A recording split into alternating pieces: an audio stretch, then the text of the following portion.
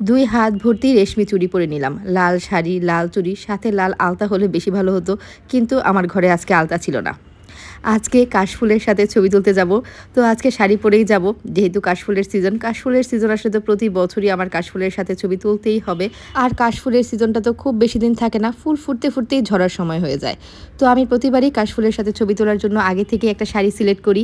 গতবার একটা কালার ছিল, এর আগের বার একটা কালার ছিল, এইবার ভেবেছি লালের মধ্যে কিছু একটা পরবো। কাশফুলের সাথে সাদা লাল পরলে বেশি ভালো লাগবে।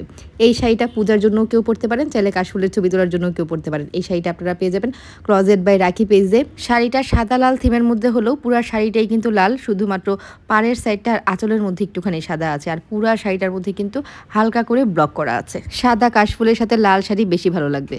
তো এখন হচ্ছে জুয়েলারি কি পরবো তাই ভাবছি। প্রথমে ভেবেছিলাম অ্যান্টিকের কিছু একটা পরি, যেহেতু শাড়ির মধ্যে সাদা লাল সবুজ এরকম একটা থিম আছে।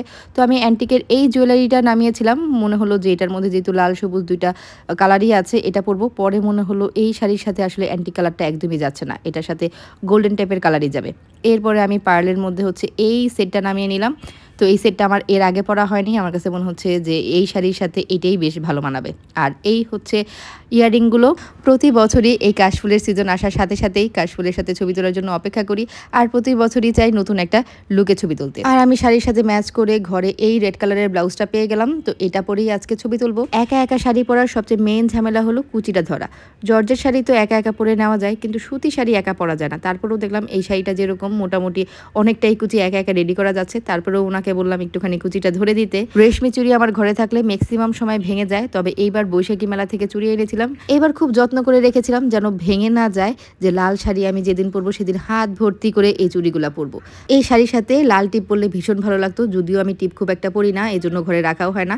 তবে এবার ভেবেছিলাম যে লাল একটা টিপ পরবো, এই জন্য টিপের পাতা এনে আমি এত যত্ন করে রেখেছি যে কোথায় রেখেছি 1 ঘন্টা খুঁজেও আমি সেই টিপের পাতার খুঁজে পেলাম না। লাল শাড়ির সাথে যেহেতু সাদা একটা কন্ট্রাস্ট ছিল, এই জন্য আমার কাছে মনে হলো যে এই জুয়েলারিটাই এটার সাথে বেশি ভালো মানাবে। প্রতি বছরই কাশফুলের সাথে ছবি তুলতে গেলে এমন হয় যে আমি রেডি হতে হতে বিকেল হয়ে যায়, আর সেখানে পৌঁছাতে পৌঁছাতে সন্ধ্যা হয়ে যায়, মানে আমি গিয়ে আর প্রপার লাইটটা পাই না।